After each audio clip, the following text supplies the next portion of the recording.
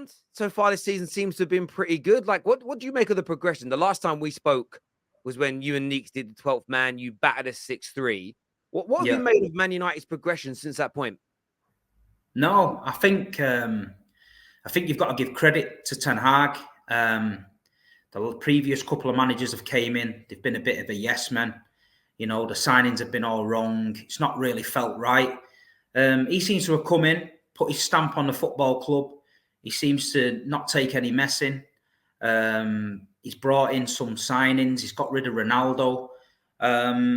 He seems to have galvanised the club a little bit more. I think the fans are on board with what he's trying to do. I think you're not getting that divide anymore. Solskjaer, you had the people that loved Ollie and couldn't see past the legend status. You had the people that were real saying he's not good enough for the club. Ragnick was a stopgap. Don't really know what happened there. But listen, when you look out there at the managers available at the time, Ten Hag was probably the best option around for any club. And they got him. And you know what? I'm a City fan, but I like him. I like him because he's doing his own thing. He's come into that club and it's a massive, massive club, massive institution. And he had some job on his hands. The first one was, I know it didn't go down well with the Reds, but the first one was to get rid of Ronaldo. He clearly wasn't feeling it. Got rid of him. He's brought his own men in. And as you say, and you mentioned Rashford before, looks like he's got a new lease of life under him. So for me, they've improved a hell of a lot. I wouldn't say he's done miracles. What I would say is that Man United team on paper is a world-class side. Varane, all the players they've got now, Casemiro and that. But he's finally getting them playing like a team, and they finally look like a Manchester United team, funny as that sounds. Yeah, listen, I agree. I think there's a lot of decent players there, and he's got Varane into a system with Lisandro looking like the Varane that we saw at Real Madrid and for France, because that first season at United, he just looked washed.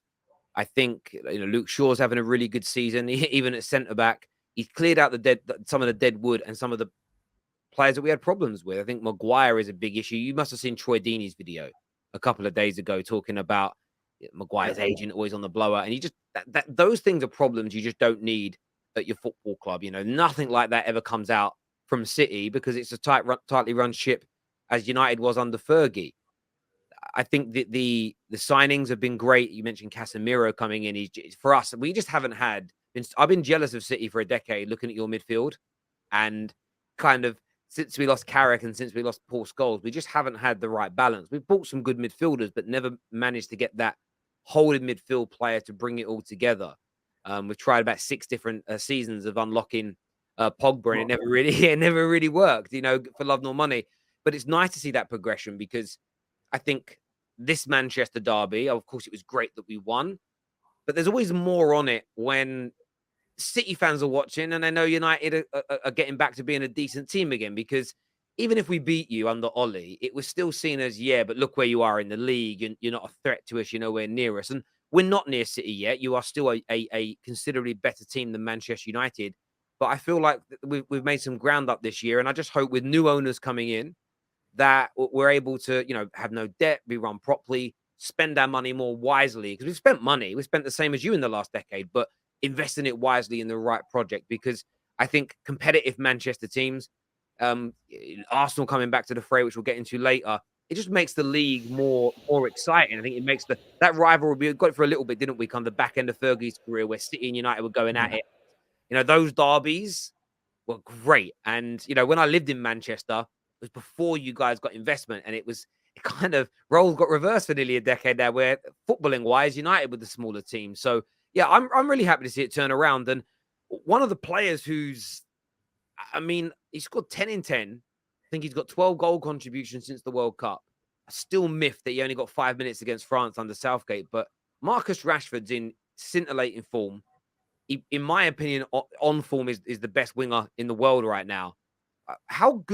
Where do you rate Rashford? I'm as unbiased as possible, being a City fan. How do you rate Rashford generally? And do you think this form can be maintained by him?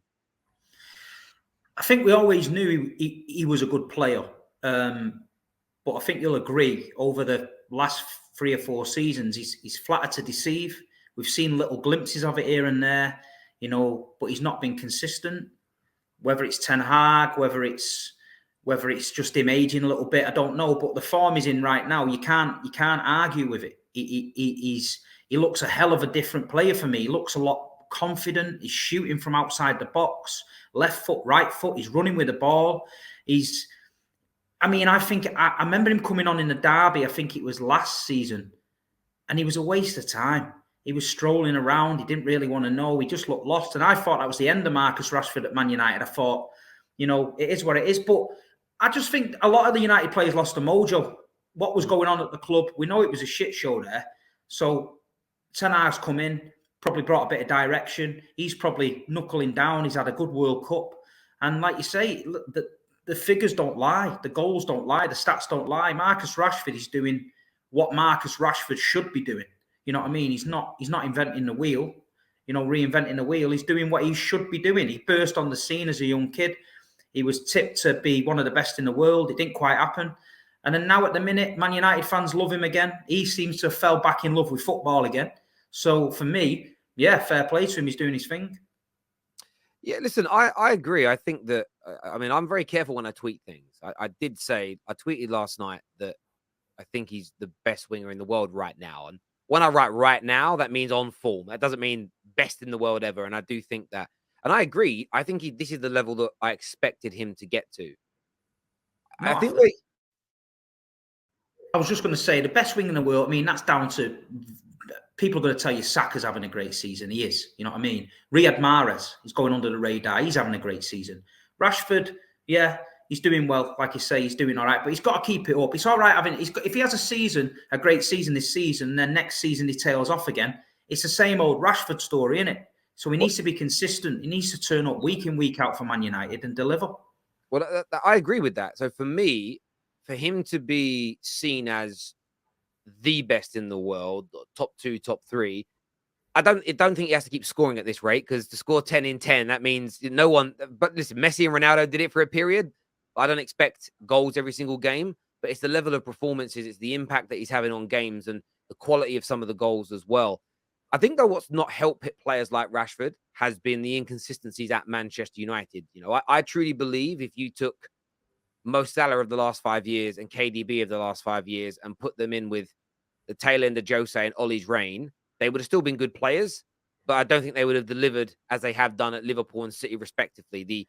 And that's because I'm not, we know how important Pep and we know how important Klopp have been to creating a framework and a base and a system that allows players to thrive. And I think United have struggled with that because we just haven't had the quality in coaching and management as we do now. And it isn't a shock that a highly tipped and highly regarded manager comes in and suddenly there's improvements. And of course, long term, we need the club to back things. But Rashford, for me, I think he's at a world-class level right now, and I believe he'll stay at this level. He won't keep scoring like this, but I'm quite confident now that we're not going to suddenly see a big tail off, him go sort of 4, 5, 6 months with barely scoring goals, lackluster performances. And I think we'll see more of what we did, where he had a poor game against Palace, but against Arsenal, he bounces back and scores one of the goals of the season. And I want to see more of that. But it's no coincidence to me that Rashford's improving at the very same time that United are getting better as well. Because as we all know, like, the team players thrive in good teams. It's as simple as that. Joshua here actually says 1 month since the World Cup, Rashford equals world class. Come on. I think, again, yeah, I can't say he's world class. I can't. He's not world class for me. He's not. He's having a good season. He's a good player. I'll give him his flowers for that. But he's not world class for me. I don't think Real Madrid are banging on the door for him. I don't think Barcelona want him. I don't think any world class team's going to come knocking for him. I just think he's got to do it more consistent. Can't just have a one season and then you're always world class. You know what I mean? It is what it is. Give it a couple of seasons. If he's performing at this level, hitting these same numbers, then I'll have that conversation. But at the minute, for me, yeah, Marcus Rashford's a great player. He always has been a good player. He's finally delivering what he should be delivering. No, I understand. I think that it's everyone's going to have a different view on what constitutes world class. It's a lot of Arsenal fans in the chat saying that Saka is younger and he's performing better. And listen, Saka's fantastic, absolutely fantastic, and he's a player that I've rated since he's come through. The outputs are now there. Mahrez, as you mentioned, and Mahrez is an interesting one because the wingers at City were getting a lot of stick. for a number of weeks, not really been in form. And again, I feel like maybe just before, but definitely since the World Cup, Mahrez has come back alive, and he's been sensational in a lot of the games where you've won, where you picked up points, put yourself through to the next round of the FA Cup, etc. He's been influential in all of that. He really has been, and that's what Rashford's got to aspire to do. Is what Mahrez has been for the past 5, 6, 7 years, where he's just pretty much been at that level week in, week out, year in, year out, since Leicester, essentially, which is how many years ago is that now? 8 years? Sorry, Yeah, about something like that. that's 7, 8 years. It's definitely moving, but yeah, definitely, at that level. This says that Saka ain't scoring 10 in a row, though. Yeah, but I don't think it's not just the scoring of 10 games in a row that makes you world class, because very few players have actually scored 10 games on the bounce. They actually break it down. Very few players do Look how that. many goals Haaland scored, yeah? But it doesn't mean anything if we don't win the league or win any trophies. You know what I mean? Saka can score 6 or 7 goals and win the Prem. So, it's all these individual 10 in a row goals and all this stuff. Haaland's broke the records early doors, but it is what it is. I don't focus on them myself. I just think, if you're doing it week in, week out for your club in the Premier League, best league in the world, you deserve respect. So at the minute, Rashford, the form he's in, he's got my respect. Mm. No, absolutely. And I'm glad you said that winning trophies is important, because that's one thing I keep saying to United fans. So Rashford's already got 3, but we need to add trophies to this. And it's doing my nutting with this Harry Kane chat at the minute, because all I keep hearing from pundits, all I keep hearing from journalists is Harry Kane's the only player in history that doesn't need to win trophies to be. He can be a goddamn Spurs legend all you want, but they're talking about him being a footballing great, a footballing legend, and I'm sitting there thinking, why are Spurs the only club that are not only allergic to winning trophies, but suddenly their players don't need trophies to be considered greats? It's crazy to me. It's absolutely crazy to me. It really is. I find it weird. It's not even a dig. It's just like every other top player's got them. Why don't Kane need them as well? Do you know what I mean? I keep hearing Spurs fans tell me he's clear of Aguero, clear of Rooney, and I just think these players did it in both Rooney and Aguero are prime examples. Back end of the season, last 10 games, 12 games of seasons, they were scoring goals in title-winning seasons, in high-pressure games. We don't know if Harry Kane's capable of doing that, because he's never been in that situation. You should listen. I said it on the Big Six show. Harry Kane will be doing sportsman's dinners in London in about 30 years, talking about the time he should have signed for Manchester City and Daniel Levy ruined his career. That's my opinion, and that's what I think. Harry Kane's a fantastic player, but look at Alan Shearer. Shearer, I reckon, he says he doesn't, but I reckon he regrets that Man United move. You know what I mean? Think of the trophy cabinet Shearer would have had. Shearer was outstanding, fantastic player, but you can still be an outstanding and fantastic player and make bad decisions. And I think Harry Kane, his time at Tottenham, for me, is over. He needs to leave at the end of this season if he's got any last dance somewhere to put a few trophies in the cabinet. He needs to go. Listen, I completely agree. And it's not even about digging at Tottenham. It's just I have high standards for what constitutes a legend, and winning trophies is a massive part of it. Abdul here says it's shameless to claim that Rashford has 3 trophies for a fan base and a club that claims to be the biggest. Only the Premier League and Champions League matter, and he has none.